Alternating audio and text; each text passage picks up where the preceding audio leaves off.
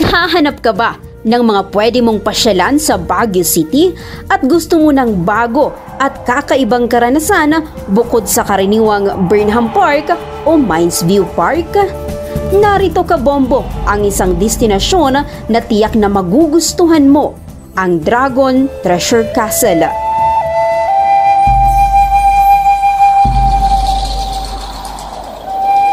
Matatagpuan ito sa Irisan, Baguio City.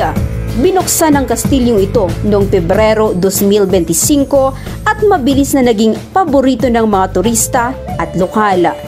Paglapit mo sa Dragon Treasure Castle, mararamdaman mo ang kakaibang atmosfera nito.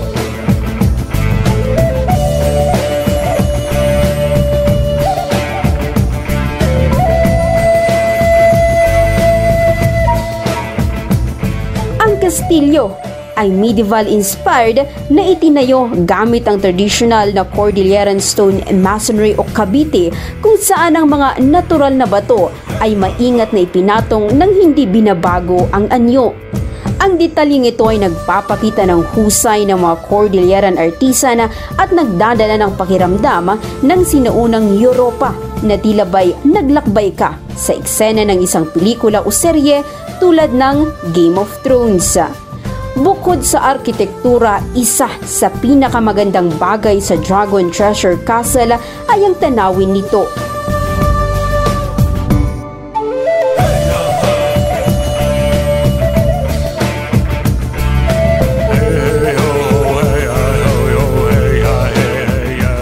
Matatagpuan ito sa mataas na lugar, kaya makikita mo ang panoramic view ng mga bundok at sa maagang umaga o hapon makakasaksi ka ng nakakamanghang Sea of Clouds.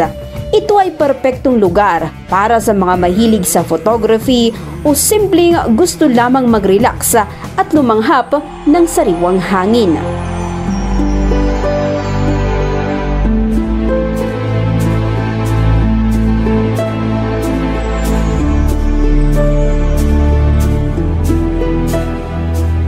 Dahil ito ay pribadong pasyalan, may shuttle service mula sa entrance hanggang sa kastilyo, kaya hindi ka mahihirapan sa pag-akses sa lugar.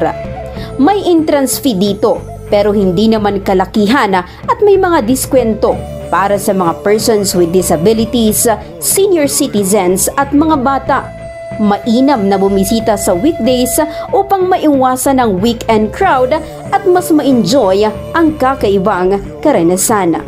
Kaya ka, Bombo, kung gusto mo ng alternatibong pasyalan sa Baguio City na hindi lang basta tanawin kundi may halong kultura at kasaysayan, bisitahin ang Dragon Treasure Castle na tiyak na sulit itong puntahan.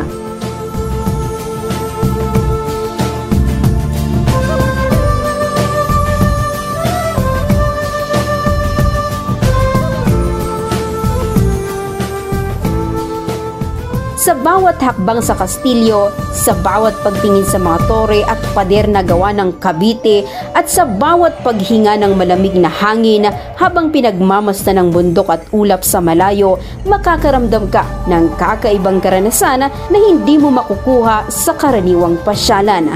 Kaya sa susunod mong biyahe sa Baguio City, isama na ang Dragon Treasure Castle sa listahan ng iyong mga dapat pasyalan.